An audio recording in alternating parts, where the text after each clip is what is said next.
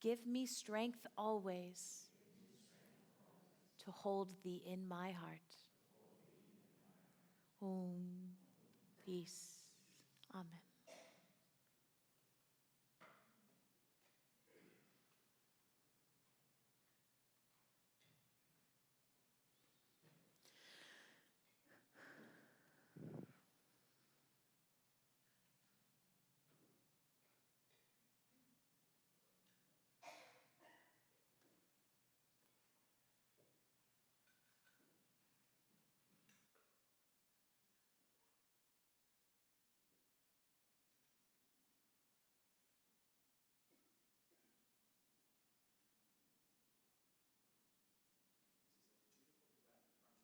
Play the piece, isn't it? Good. And it's called Dearest When I Think of Thee. Sure.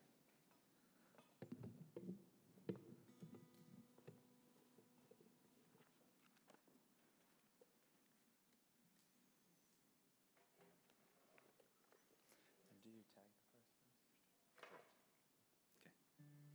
Great. Okay.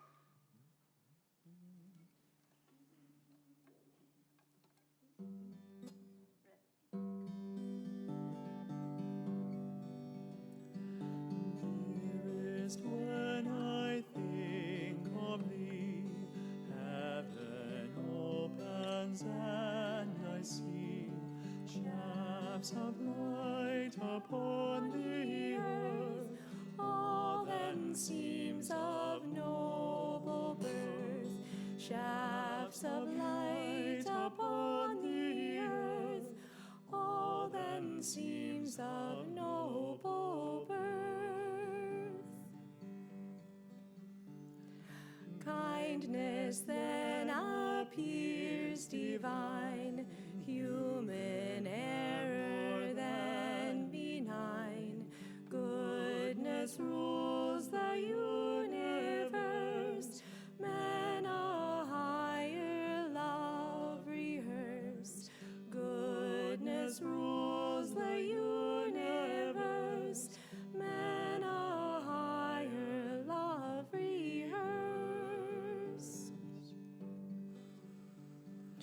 Thoughts of you my peace assure, calm my heart and make it pure. Even so your actions screen all in life that's base or mean. Even so your actions screen all in life that's base or mean. Dearest, when I think of thee, heaven opens and I see shafts of light upon the earth. All then seems of noble birth, shafts of light upon the earth. All then seems of noble birth.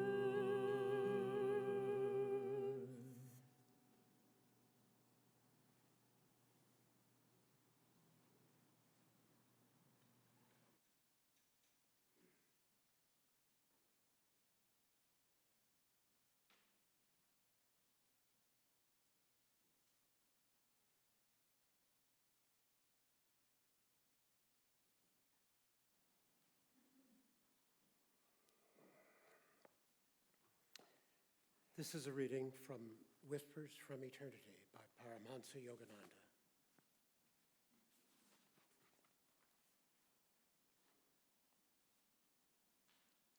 I have heard thy voice, Divine Mother, saying, you have long remained enclosed in the cocoon of wrong human habits.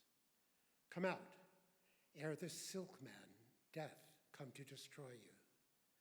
Cut away the delusive, comfort-inducing, silken cords of past habits which hold you falsely secure in their chamber of death. Come out, cease being a blind human worm, sleeping and dreaming human weakness. Come out of your ages-old cocoon of delusion. Spread wings of eternal power and splendor through spiritualizing your ambitions. Come out, be the butterfly of eternity. Let your wings display their innate divine beauty. Let them spread out over all space, entertained by and entertaining everything, everywhere.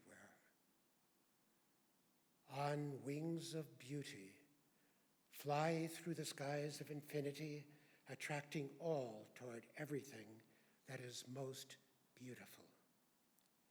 Sun and stardust glimmering on your wings, banish gloom from every heart as you soar past on your joyous way to your home in me, O butterfly of eternity.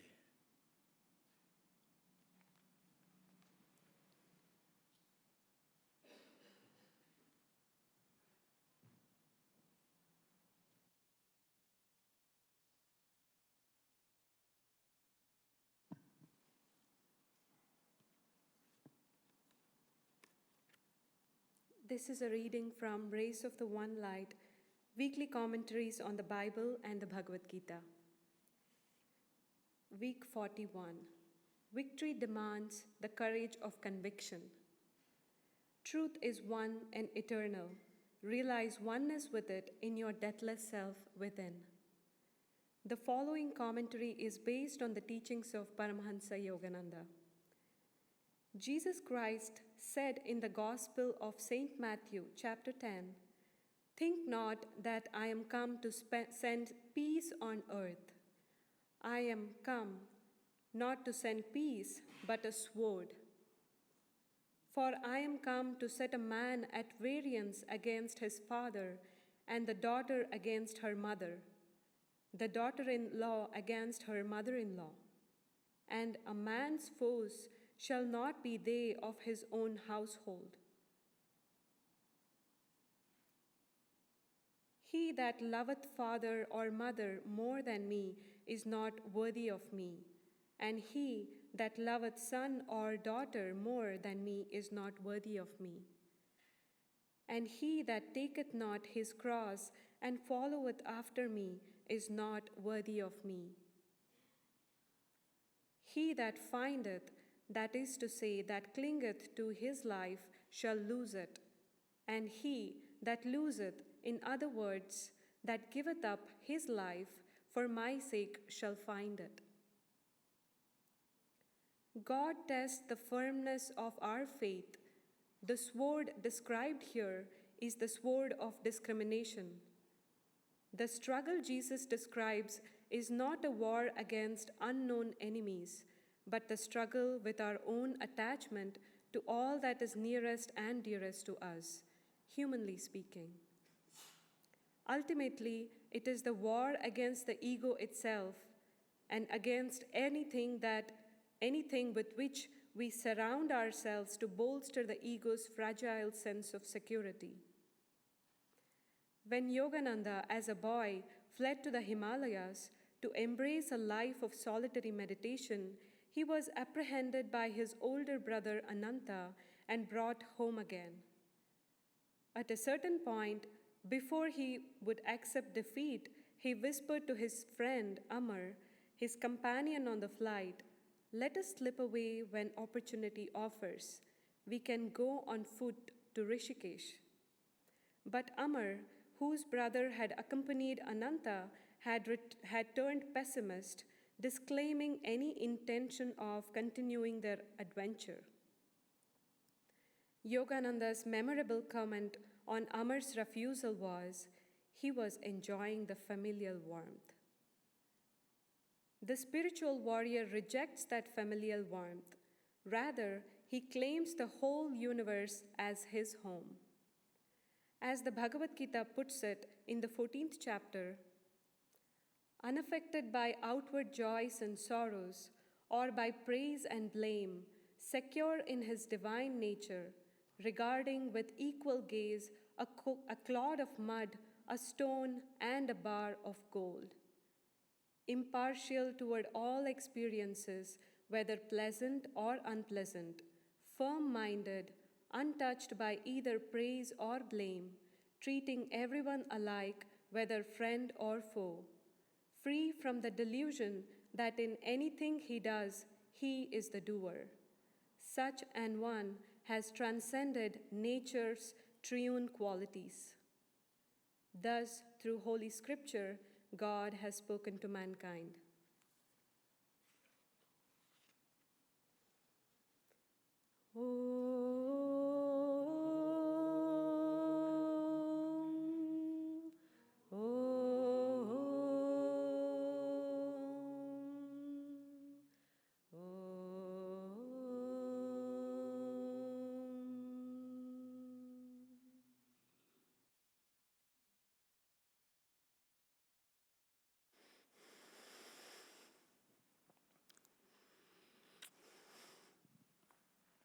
Morning, everyone.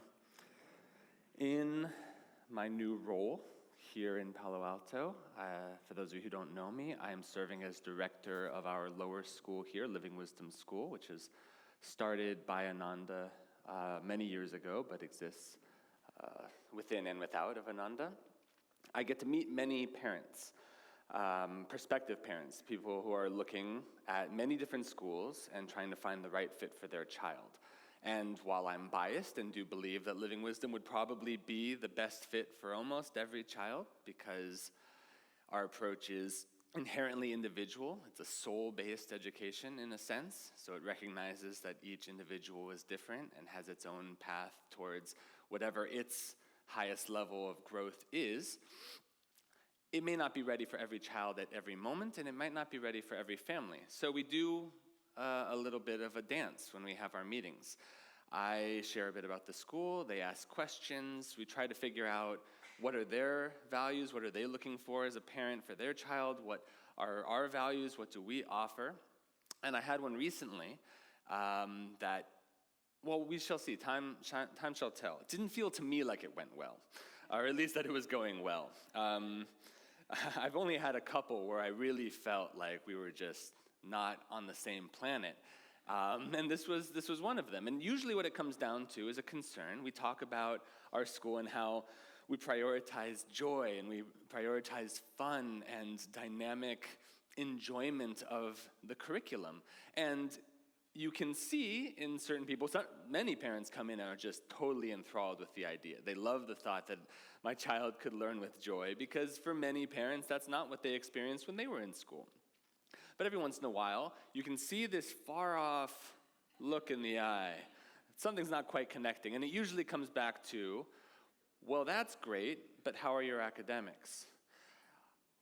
If you're so happy, if you're having so much joy, how could you possibly be learning enough? And so we were going on the tour, and it was compounded by the fact that this parent was needing to catch a flight right after. So not only were they concerned about our approach, perhaps, but they also had a time crunch. And so we were going around the school and showing different things. And this is part of the journey for me also, is figuring out how to communicate what it is we do, because we also do academics very well. Our children go on to the best high schools if they go to Living Wisdom High School, or the second through 50th best high schools if they go to another one, but they go to really fine schools that are well thought of in the area. If they stay with us, they go on to wonderful colleges, all of the ones that you hear about in magazines. I myself didn't go to them, but others have. But I also want to make sure that they know what they're getting into, because if they come to the school, they're going to see their child coming home happy every day. They're going to see them really enjoying learning and life. And sometimes if you're accustomed to a different idea, a different expectation, that can be a little bit disheartening. So we were going back and forth, and I would try to lead with joy, and she'd be like, yeah, but what's your curriculum? And I would say, yeah, but joy. And she would say, yes, but what do you do in kindergarten with reading? And I was like, but joy. And it went on like that. And we were in the kindergarten classroom, actually, and I was talking about how important it is to, enjoy learning, and that the brain actually learns better, scientifically speaking, when it's not in a state of stress. This is one of those things they've actually been able to do studies on, and with scans demonstrate that we actually don't absorb information very well when we're in a state of stress. And she was flipping through she's like, let me just grab this book. And she was trying to, again, get into the curriculum of what they were going to do. And I was like, I've tried everything, but I'm not going to give up. I'm going to remain courageous. I'm going to try one more. As just sharing, many people go through school and they grow up and they get everything that they want. I could see that this woman was very successful. She had a job in tech. She's shifting from somewhere else to here. And she had, made it. And I was like, a lot of people, they go through, and if academic success is their only barometer for success, they will achieve it in many cases. And they will get the job, and they will get the money, and they'll get the life. And then they will get there, they'll achieve all of that, and they'll say, wait a second, is this it? I was promised fulfillment if I made lots of money, if I got the right job, if I did all the right things. Why don't I feel that way? And at that moment, she looked up from the book and said, I know exactly what you mean. I go through that every day. So, how does this relate to the victory demands the courage of our convictions? Because I was trying to think, is there anybody who doesn't want victory? I don't think if you ask anybody in the world, if you communicate it correctly, that anyone would say, no, I would like to lose. I don't want to win. I prefer to lose. Even if you're a sports team and you're throwing a game, it's so that you can get a good draft pick and then win in the future. Nobody wants to do that. But we define victory in many different ways. And I think in many ways, the ancient Indian system of the caste is a very instructional way of looking at that. Because on one hand, there are 8 billion current approaches to success, one for each person in the world. We all define it a little differently, but we do fall into certain buckets. And this is, I'll just put an asterisk in case you're not familiar with Yogananda's teachings. He explained that the caste system of India actually comes from a higher age and has brought down and misunderstood over time. And we don't have time to get into the depths of that, but suffice it to say, it's a way of understanding consciousness. And broadly, we fit into 4 different levels of consciousness. At the Shudra level, we are basically motivated by an avoidance of pain. That's what we consider winning. If I don't suffer too much, I'm winning. Next step up, in the Vaishya level, we are motivated by what we can get. I am victorious if I can get money, if I can get things, if I can accumulate, if I can set a goal and achieve it in that way. The next level, the Kshatriyas say, I will be victorious if I can serve others, but not necessarily without any thought of self. It's still a reward. I'd like my king or my queen to, this is the warrior archetype. I'd like my king or my queen to appreciate me, or my general. I'd like them to appreciate me, or I do it for honor. Honor is both internal, but can also be external. So there's still some desire for validation from without. But the final one is the Brahmin caste, and that is the caste that says, the consciousness that says, I am motivated first and foremost by freedom. I'm motivated because I want to become free. And eventually, that desire for freedom leads us to God, whatever you want to call it. Even if you don't take a formal name of God or fit into a particular religion, if you get to the point in life where what you're looking for is freedom, you have become a Brahmin. And that's the key thing about this. It doesn't mean a Shudra can be born to a Brahmin and a Brahmin to a Shudra. It has everything to do with our consciousness. And even, I believe, that someone born as a Shudra can become a Brahmin, even in one lifetime. There are examples in the life of Yogananda. One woman came and was already well into her 80s, I believe, when she met Yogananda. And she said, I've wasted my entire life. I could have known and practiced these teachings my whole life. And he essentially said, don't worry about it. And later said, in the few years that she practiced with such intensity, such a desire for freedom, that she did achieve liberation. Like that. So we have to, if we're going to talk about what true victory is, get onto the same page of victory. True victory means freedom. We want to be able to be free. Now, if that is our goal, everyone has a goal, that is now our goal. Everyone in this room is in this room because at least, maybe if not even your top priority, top 3 priority is freedom.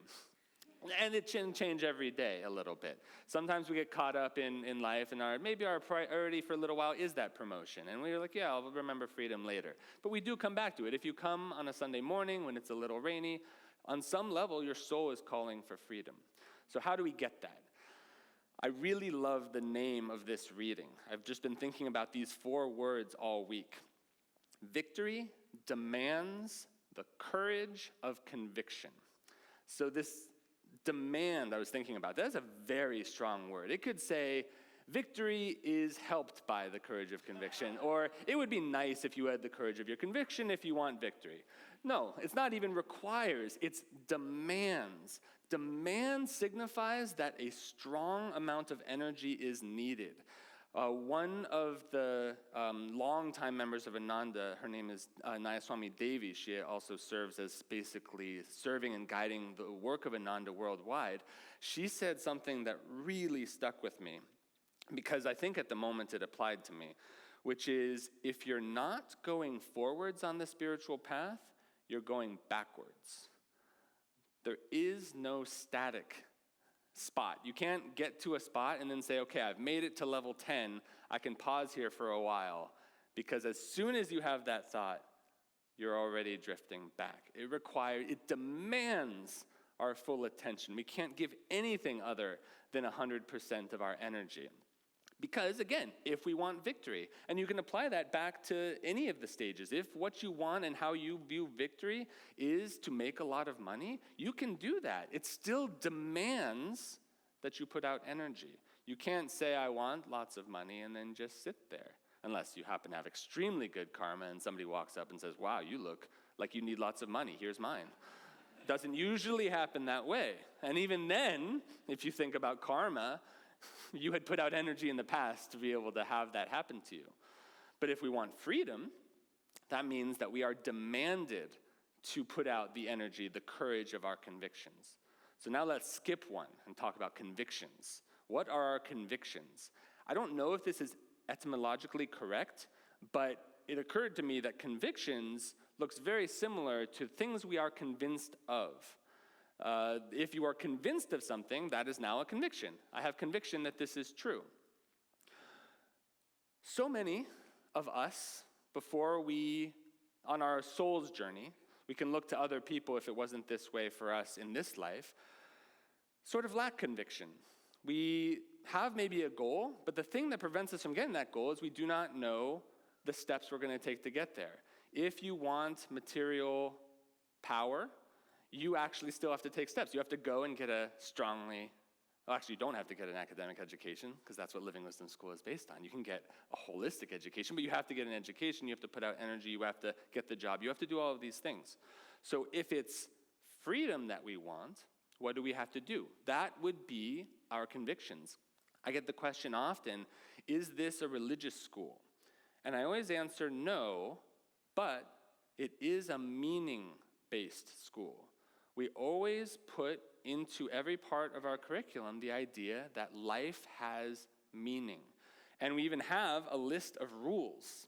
I don't have them here, although Lakshmi and I were talking about how fun it might be to do a whole workshop on this topic, because our school rules are a little different than most school rules. I imagine even in my high school, I got a handbook that included all of the rules that I had to follow, the dress code and the following the bell, and if you don't, there's detention and all these things. Our rules are choose happiness, be a loving friend, laugh often, trust yourself, enjoy yourself. And we're doing a deep dive right now with the middle school. Tandava and I, who's a middle school teacher, are doing an investigation with the middle schoolers, 6th through 8th grade, about what do these mean and why are they rules? Because the rules are not here to impose upon us. They're here to let us know which set of values, which set of attitudes will help you to achieve your goal. What are the steps that you can take? The 10 Commandments are the same. The Beatitudes, the Yamas and Niyamas, the 8 Noble Truths, 4 Noble Truths, Eightfold Path. I always get those two confused. Every tradition has a version of this, which is just, if you can cultivate these attitudes, these actions into your life, you will achieve your goal. You will achieve victory. So the last piece of this then is, what do we need in order to get it? And that becomes the modifier. I put courage at the end because it modifies convictions. I don't know much about language arts, but I know this much. Courage is, much like demands, we cannot waver. Many of Swami's songs, I was realizing, talk about this. He has 2 separate songs that talk about going on alone. There's another one, If You're Seeking Freedom, and it lists all the different things that you need to do if you're seeking freedom. But what's interesting is it front loads all of the things that won't help you achieve freedom. If you're seeking freedom on a throne of power, in a marble mansion, in a revolution, you won't find it there. And only at the end does he say, if you're seeking freedom, seek it on the mountains, essentially through expansion. But there's this constant theme that we're at some point going to have to understand that our inner reality is more important than the outer reality. You know, in the reading, Jesus talks about, I came not to bring peace, but the sword. And then talks about, you're going to have to, I'm setting the son against the father, the daughter against the mother. Now, I was very blessed. Many of you may have stronger experiences of this sort of thing. I grew up in a family where both of my parents were on this path. So when I decided that I wanted to make this path part of my life, not much of a fight. I hear stories of other families like, no son of mine is going to follow yoga. None of that happened to me. And so that is one version of it. There's another one I noticed, he didn't say it in the reading, but in the Bhagavad Gita, Jesus speaks very strongly to Arjuna. Krishna speaks very strongly to Arjuna, and even at one point calls him a coward, or at least describes his behavior as cowardly, which for a guru disciple seems a little strong, but that's actually it. Is if we do not have the ability, once we have a conviction, something that we have tested, this is one thing I forgot to mention, in the middle school when we're looking at the rules, we're not just saying you should practice kindness, you should choose happiness, you should do those things. Take a week, take 2 weeks, experiment, try it. What does it feel like to practice kindness? What does it feel like to be a loving friend? What do you get back in as a result? Because once you can feel that loop of experience, that's when it becomes a conviction. The 10 Commandments are all well and good when they're over there on stone tablets, but they actually manifest once they're written into your heart.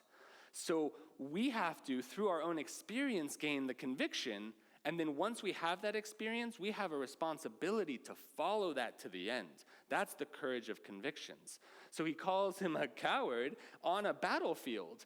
They're having this great war. I mean, speaking personally, I think it sounds very easy to have courage of my convictions when I'm standing in a chariot in front of armies. This is very clear. I'm at war. I have to do it. Now, if I really had to go to war, I might feel very differently if I really found myself there. But the remoteness of that example helps me to think, oh yeah, if that ever happened to me, I could do it. The problem is, that doesn't happen for us. Our battles are like, somebody cut me off on El Camino, or Sarah said she was going to bring a salad to our potluck, and she brought fruit salad. And fruit salad isn't salad. Come on, Sarah. But that's it. In that moment, it's funny, but it's also true.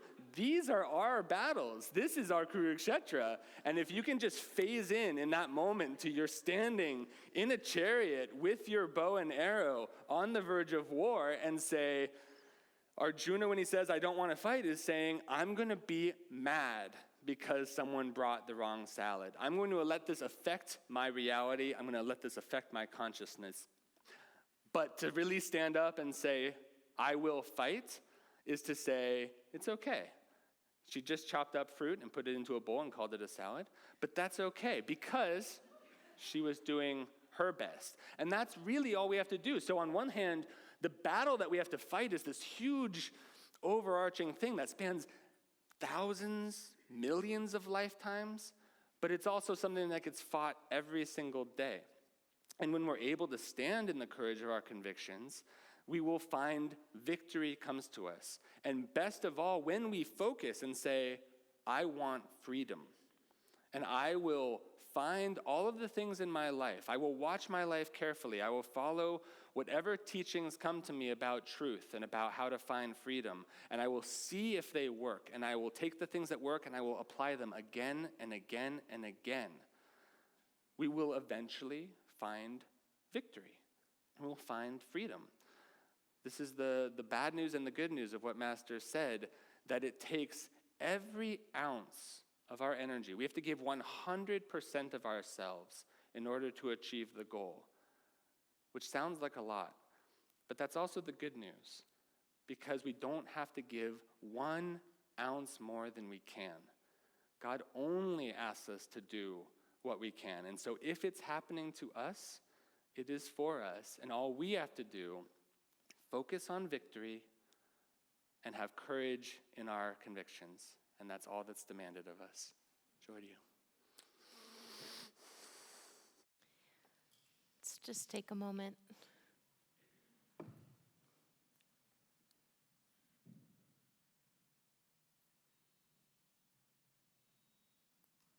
And we'll have some music.